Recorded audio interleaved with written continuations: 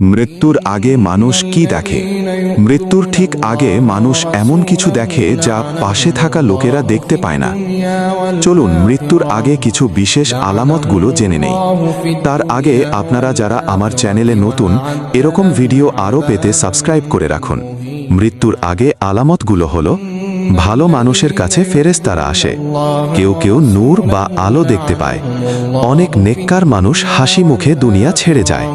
ইন্নাল্লাযীনা ক্বালু রাব্বুনাল্লাহু সুম্মা তাতানাজ্জালু আলাইহিমুল মালাঈকাতু আল্লা তাখাফু ওয়া লা তাহজানু।